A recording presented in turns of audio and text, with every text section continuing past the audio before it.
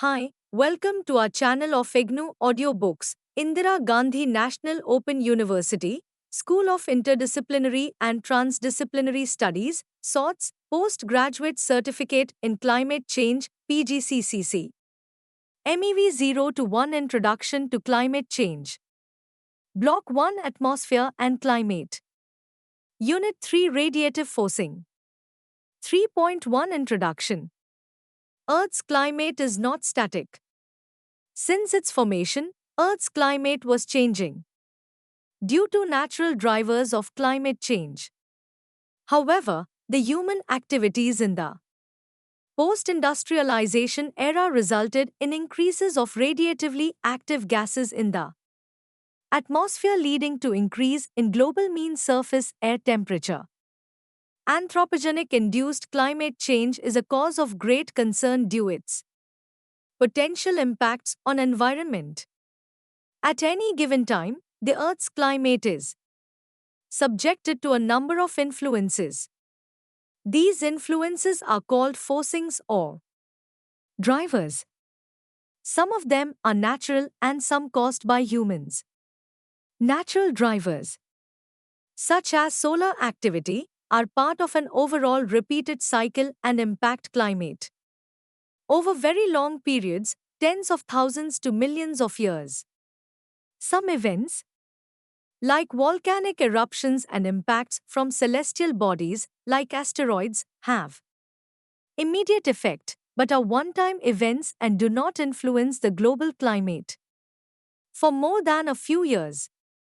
The human drivers differ from their natural counterparts in fundamental ways.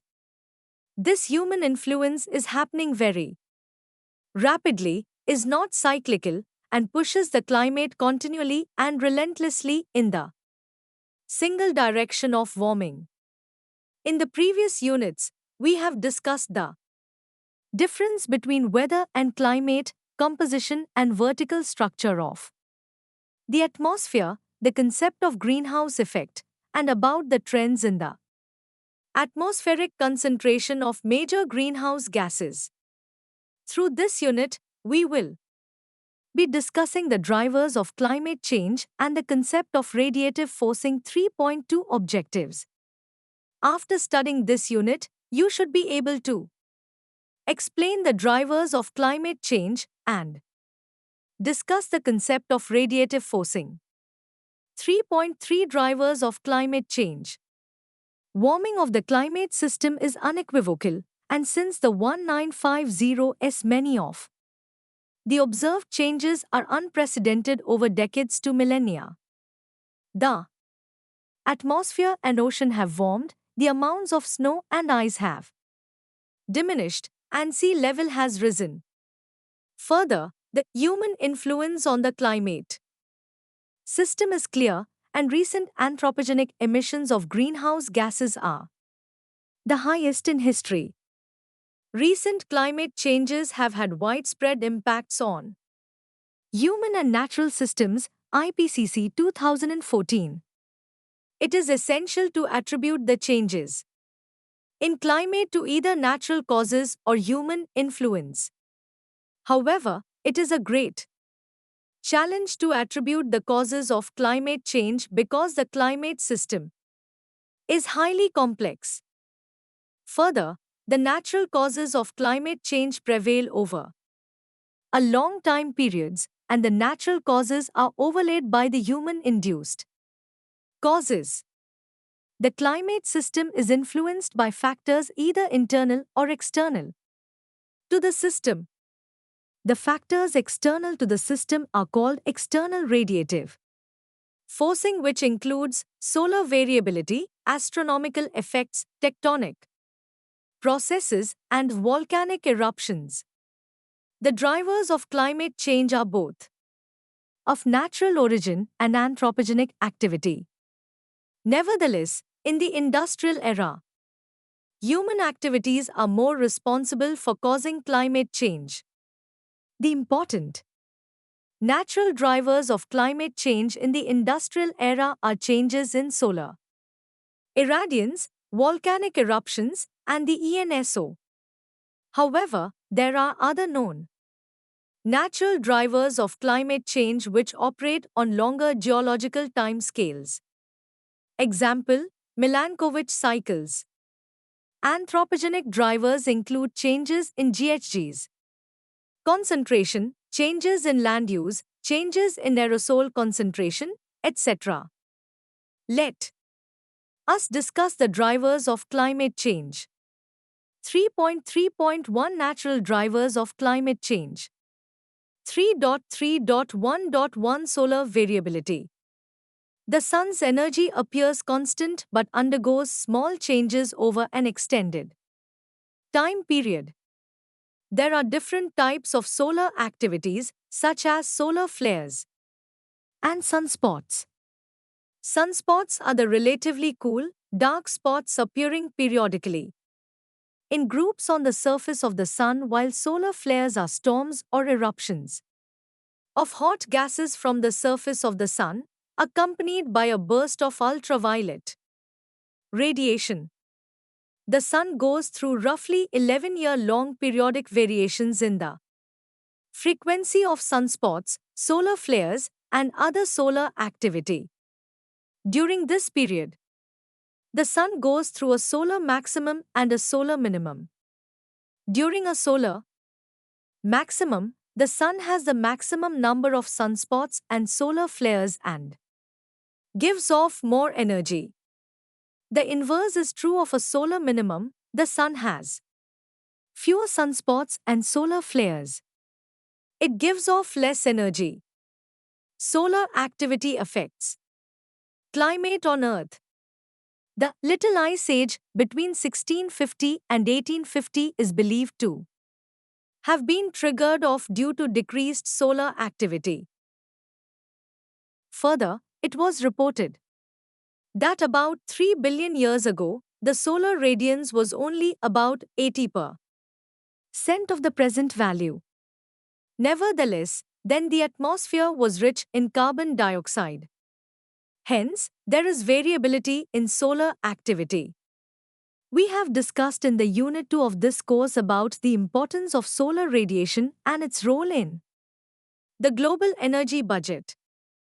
As discussed in the Unit 2, the solar constant exhibits small periodic variations of about 1 Wm due to the sunspot activity. In other words, the solar output vary with respect to the number of sunspots. Further, it is reported that solar variability caused the change of climate in the past. Before the era of industrialization, Barry and Chorley 2010. Satellite observations of total solar irradiance, TSI, changes from 1978 to 2011 show that the most recent solar cycle minimum was lower than the prior two, IPCC 2013. 3.3.1.2 Orbital variations. Way back in 1930, the relation between the orbital variations and climate of the Earth was proposed by Milutin Milankovitch. In fact, orbital variations influence the amount of solar radiation reaching the Earth's surface and also distribution of sunlight vis-a-vis regions and seasons. Milankovitch oscillations are important from the perspective of understanding the past climate, including the ice ages and interglacial periods. The shape of the Earth's orbit oscillates from elliptical to circular orbit with a period of about 1 lakh. This is called as eccentricity of the orbit. As discussed in the Unit 2, the varying distance of the Earth from the Sun causes variations in solar energy received by the Earth. Due to the eccentricity of the Earth's orbit around the Sun, the solar energy received on the Earth's surface varies between perihelion and aphelion. Nevertheless, this differential receipt of solar energy is masked by the atmospheric circulation and also due to the continentality. Further, about 11,000 years ago, the aphelion occurred in the northern hemisphere winter. Presently, the aphelion occurs in The Northern Hemisphere summer. The Earth's tilt angle also varies between 21.5 degrees and 24.5 degrees with a period of about 41,000 years, which is called as the obliquity. Precession or wobble of Earth's spin axis involves 23,000 year period. 3.3.1.3 Tectonic processes. When you look at the events on the Earth's surfaces on geological time scale, you can find that the positions of continents and oceans have changed due to the Earth processes. The theory explaining the movement of continents and oceans is popularly called plate tectonics. These movements of lithospheric plates have caused formation of mountains and changed the size and location of mountain ranges and plateaus. This has indeed influenced the atmospheric circulation pattern and also the ocean circulation. It was reported that the ice age episodes such as the Permo-Carboniferous glaciation of Gondwanland were due to the changes in continental location. Further, the desert conditions observed in the western part of China and Central Asia was attributed to the uplift of the Himalayan ranges and also the Tibetan plateau. Barry and Chorley 2010. 3.3.1.4 Volcanic eruptions. Due to volcanic eruptions, large amounts of sulfur dioxide, water vapor, ash, and dust particles are thrown up into the atmosphere. The tiny ash and dust particles form aerosols in the atmosphere which reflect solar energy back into space and have a cooling effect on the planet. Equatorial eruption plumes spread into both hemispheres, whereas plumes from eruptions in mid to high latitudes are confined to that hemisphere. Records of such eruptions are preserved in the Antarctic and Greenland ice sheets for at least the last 150,000 years. Observational evidence from the last 100 years demonstrates that major eruptions cause a hemisphere global cooling of 0.5 to 1.0 degrees Celsius in the year following the event, but there is strong regional variability. Barry and Chorley 2010. The 1992 to 1994 cool spell is attributed to the increased reflection of the solar radiation, caused mainly by the eruption of Metricton. Pintubo. Metricton. Pintubo, in fact, erupted in the month of June 1991 in Philippines. The radiative forcing of volcanic aerosols is reported to be greatest for a short period, till 2 years. Following volcanic eruptions, IPCC 2013. 3.3.2 Anthropogenic drivers of climate change. Anthropogenic influence on the environmental change, particularly climate change, is being increasingly recognized. Changes in atmospheric composition, land use, land cover changes, and changes in aerosol loading in the atmosphere are few striking variables that are influenced by the human activities, and these changes are responsible for bringing in a change in the climate system. The increase in GHG's concentration and other changes in terrestrial ecosystem endeavor to increase radiative forcing and global temperatures. 3.3.2.1 Atmospheric composition. In the Unit 2, we have discussed about the importance of radiatively active gases, trends in the atmospheric concentration of GHGs, and their role in human-induced climate change. We have studied the role played by the water vapor and other naturally occurring greenhouse gases in causing the natural greenhouse effect. Further, the post-industrialization increase in the concentration of GHGs are mainly due to the human activities. The extent to which each GHG perturbs the climate system over a particular time period depends on the concentration of the gas in the atmosphere and its radiative forcing. The largest contribution comes from the burning of fossil fuels, mainly for transportation, heating, and cooling of buildings and industrial applications. There has been a remarkable increase in the combined radiative forcing of carbon dioxide, methane, and nitrous oxide over the last few centuries. Their increase during the past 4 decades has been at least 6 times faster than that observed over the last 2 millennia. Human activities are estimated to have caused approximately 1.0 degrees Celsius of global warming above pre-industrial levels, with a likely range of zero point 0.8 degrees Celsius to 1.2 degrees Celsius, IPCC 2018. 3.3.2.2 Changes in land use. Land use may be changed for various reasons, including but not limited to urbanization, agriculture, and industrialization. These changes bring about changes in land cover, the most visible and important of them being deforestation. It impacts rainfall pattern, soil pattern, and land degradation. Deforestation influence the climate through changing the atmospheric composition and influencing the water cycle. The anthropogenic land use change has increased the land surface albedo, which leads to an RF of 0.15 plus or minus 0.10 watt M2, IPCC 2013. 3.3.2.3 Changes in aerosol level. Atmospheric aerosols are very fine particles suspended in air. They are formed by the dispersal of material at the Earth's surface, primary aerosols, or by reaction of gases in the atmosphere, secondary aerosols. They include sulfate and nitrates from the oxidation, respectively, of sulfur dioxide and nitric oxide.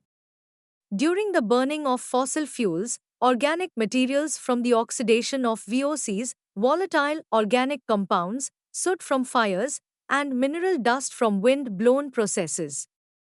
Aerosols affect the climate through various ways, viz.